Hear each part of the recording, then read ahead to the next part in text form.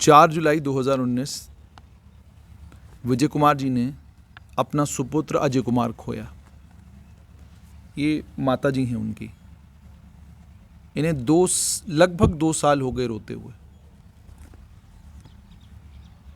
इनके घर का चिराग जो इस घर की देखरेख करता था, बाप को इस बात का अभिमान था कि अब मेरा बेटा बड़ा हो गया है, घर का खर्च अब यही चलाएगा, मैं किसान हूँ, खेतीबाड़ी करूँगा। माँ को भी इस चीज़ का यकीन हो गया था कि अब हमारी परेशानी के दिन जो हैं वो ख़त्म हो जाएंगे, क्योंकि हमारा बेटा अब काम करने लगा है, कमाई करता है, तनख्वाह मिलती है उसको। बहुत खुश थे। 4 जुलाई 2019 को गवर्नमेंट मेडिकल कॉलेज जम्मू में इस पिता के मुताबिक 2 इंजेक्शन लगाने के बाद अजय कुमार, जिसे पैर में लगी थी, पैर में कील लगा था, खून बह रहा था और उस खून को रोकने के लिए स्टिचेस लगाने थे, उसके लिए अजय कुमार जो है वो गवर्नमेंट मेडिकल कॉलेज की इमरजेंसी में गया था। 2 साथ थे। उनके मुताबिक अजय कुमार को 2 इंजेक्शन लगाए गए। उन 2 इंजेक्शनों के लगाने के बाद उसकी हालत बिगड़ी और हालत बिगड़ने के बाद अजय कुमार खामोश हो गया। शोर मचा। डॉक्टर्स जो है आईसीयू में लेकर गए। वहां पर उन्होंने रिवाइव करने की कोशिश की अजय कुमार को। ये वो बच्चे कह रहे हैं जो अजय के साथ उस समय थे। स्वर्गीय अजय आज हमारे बीच में नहीं है। हंगामा होने के बाद एक मैजिस्ट्रियल इंक्वायरी ऑर्डर की गई और पिता ने ये सोचा और इस रोती हुई मां ने ये सोचा। ये तस्वीर दिखाना चाहता हूं। ये इसलिए तस्वीर दिखाना चाहता हूं ताकि प्रशासन देखे, डिस्ट्रिक्ट मजिस्ट्रेट जम्मू देखे, जम्मू कश्मीर की सरकार देखे, लेफ्टिनेंट गवर्नर देखें। आप देखें कि कितना भद्दा मजाक जो है इस परिवार के साथ एसडीएम मड़ ने किया है।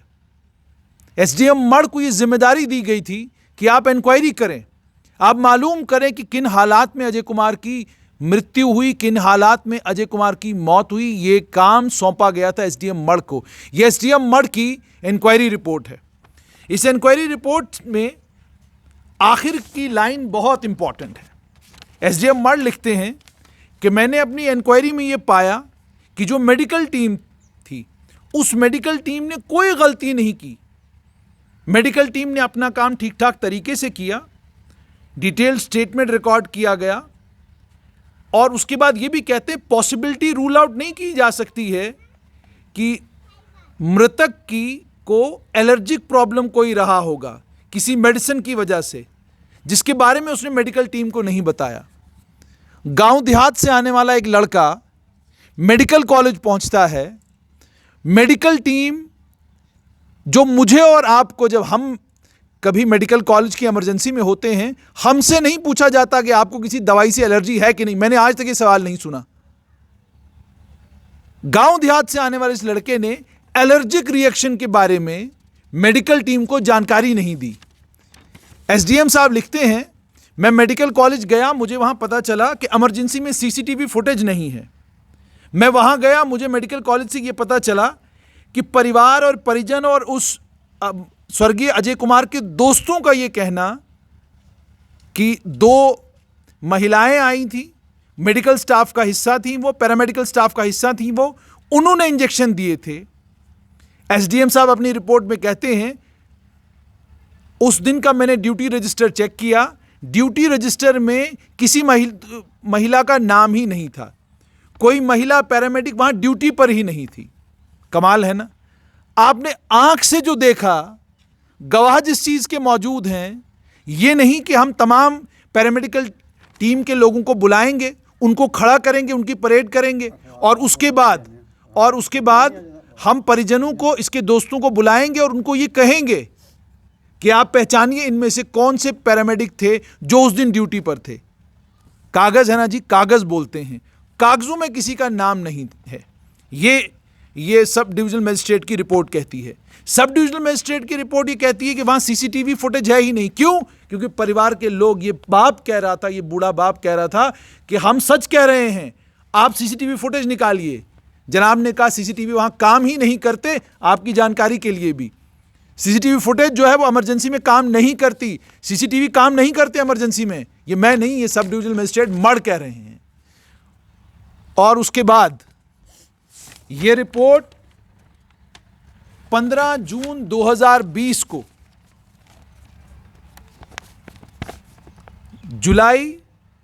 4 जुलाई 2019 को इस बाप ने अपना बेटा खोया। मैजिस्ट्रियल इंक्वायरी को मुकम्मल होने में 11 महीने लग गए। 15 जून 2020 को मजिस्ट्रेट साहब ने ये रिपोर्ट जो है, ये रिपोर्ट डिस्ट्रिक्ट मजिस्ट्रेट जम्मू को दी। इस रिपोर्ट की एक copy medical superintendent government medical college Jammu को दी, एसएचओ सिटी को दी इंफॉर्मेशन और नेसेसरी एक्शन के लिए। लेकिन इस बाप को यह रिपोर्ट फरवरी 2021 में मिली है, और वो भी इसलिए मिली है क्योंकि एक वकील साहब इनके साथ थे। उन वकील साहब की मदद की वजह से मिली है, वरना यह बाप रोज एसडीएम दफ्तर के चक्कर लगाता था। इस बाप को अपने बेटे की मृत्यु का कारण बताने वाली यह मैजिस्ट्रियल इंक्वायरी रिपोर्ट फरवरी 2021 तक नहीं दी, और हम कहते हैं बहुत कुछ बदल गया है जम्मू कश्मीर में। आइए मुझे ये बताइएगा, फरवरी 2021 में आपको मैजिस्ट्रियल इंक्वायरी की रिपोर्ट मिली, जो रिपोर्ट जून 2020 में एसडीएम साहब ने डीसी जम्मू के हाथ में दी थी। जून 2020 से फरवरी तक आपको किसी ने नहीं बताया कि आपकी रिपोर्ट जो है वो तैयार हो गई है। हमने रिपोर्ट में डॉक्टरों को क्लीन चिट, पैरामेडिकल स्टाफ को क्लीन चिट दे दिया है। हमने कह दिया है कि सीसीटीवी फुटेज जो है वो हमारे पास है नहीं। हमने कह दिया है कि किसी ने कोई गलती नहीं की। हमने कह दिया है कि आपके बेटे को कोई एलर्जी थी, जिस एलर्जी के कारण आपके बेटे की जो है मौत हुई है। क्या किसी ने आपको ये सब नहीं बताया? किसी ने नहीं बताया सर। रिपोर्ट ही हमारे को अभी जो रिपोर्ट तैयार किया अभी थोड़े दिन पहले मिली है हमारे को, फरवरी के महीने में। फरवरी के महीने में मिली कैसे, ये बताइए। क्या आपके का पास एसडीएम मड़ आए, उनने आपको कहा ये आपके बेटे की इंक्वायरी रिपोर्ट है? जी नहीं, उनको हमने फ़ोन किया था, करते रहे। बाद में उन्होंने फ़ोन किया कि मैं तैयार करके रख दिया। लेट कर रहे थे वो। हाँ, लेट करते रहे कि कहीं ये कोर्ट में ना चले जाएं, किसी डीसी के पास ना चले जाएं कि मेरा जो बंडा फूट हो जाए। सर हम हॉस्पिटल में जाते थे, ये अपना एसडीएम सर उधर डॉक्टरों के पास बैठ के अपना चाय पानी पीते रहते। हम बाहर 4 बजे तक पूरा दिन भूखे प्यासे बाहर बैठे रहते थे। ये एसडीएम सर हमारे जो इंक्वायरी कर रहे थे, हम बोले आपके साथ अच्छा करेंगे, आपके साथ अच्छा करेंगे। पता चले रिपोर्ट तो तैयार हुई थी, जून महीने की तैयार हुई थी। सर जून महीने की हुई है, लेकिन हमारे को फरवरी में दी है उन्होंने। हाँ, बोलता मेरी ट्रांसफर हो गई है, अभी उधर मैं तैयार कुछ कर रहा हूँ जो। अच्छा, दूसरा एक और जानकारी आपके लिए, जुलाई 2019 में जिस बच्चे की मृत्यु हुई है, उसकी पोस्टमार्टम की रिपोर्ट मार्च 2021 तक तैयार नहीं हो रही। मैं सही कह रहा हूं? हाँ जी सर, ठीक। अभी पोस्टमार्टम नहीं दी। क्या कह रहे हैं? ऐसा क्या है इस पोस्टमार्टम रिपोर्ट में जो अभी तक क्या कहते हैं तैयार नहीं हो रही, जो आपको दी नहीं जा सकती? सर उसके पेड़ में इंजेक्शन लगाए थे डॉक्टरों ने, वो इसलिए हमारे को नहीं दे रहे हैं। हो सकता है डॉक्टरों के ऊपर इल्जाम आ जाए। लेकिन इस रिपोर्ट में तो एसडीएम साहब ये कह रहे हैं कि वहां कोई महिला पैरामेडिक थी ही नहीं, वहां पे तो कोई औरत थी ही नहीं। सर एसडीएम ने हमारे बिजनेस जो लड़के थे उससे उनकी तो सुनी नहीं, जो डॉक्टरों ने बोला वो उनका ही उसने सुना, हमारा थोड़ी ना सुना उसने। हम गरीब आदमी, हमारा क्यों सुनेगा? वो अपना नौकरी पैसे वाले हैं, बड़े आदमी है, क्या पता उनके पास चाय पानी पिया, कुछ किया, उनके साथ उनका ही उन्होंने सोचना था, हमारा थोड़ी सोचना था। हम तो गरीब बैठे हैं, अपना रोजी रोटी के लिए मुमताज हैं, दिहाड़ी लगा रहे हैं, कभी लगती है कभी नहीं लगती है। वो अपना नौकरी का पैसा कर रहे हैं अपना, वो उन्हीं का सोचेंगे, हमारा क्या सोचेंगे। मुझे इससे बताइएगा, मड़ के सियासी दंगल में तो बहुत बड़े बड़े ताकतवर लोग उतर आए हैं। चौधरी सुखनंदन पूर्व मंत्री हैं यहाँ से, उसके अलावा और भी कई बड़ी ताकतवर हस्तियां यहाँ की हैं। उनको आपका ये घर अब नहीं दिखता? उस दिन तो दिख रहा था, जिस दिन आपके बेटे का देहांत हुआ था, उस दिन तो मुझे अच्छे से याद है कि सबको आप याद आ गए थे। लेकिन उसके बाद कितनी बार उन लोगों को आप याद आए? सर उसके बाद कोई नहीं आया। हम सुखनंदन के पास फ़ोन भी किया, मैं आपके पास आऊँ, कुछ डीसी के पास जाएंगे, कोई कोई मसला हल करेंगे अगर हमारे साथ चलो तो। कहता मैं जो हॉस्पिटल में कर दिया भाई वही करना, भाई मैं कुछ नहीं कर सकता। सुखनंदन साहब ने ये बोला। अच्छा, ये मुझे बताइएगा कि कॉम्पेंसेशन आपको पिछले 2 साल में मिला हो?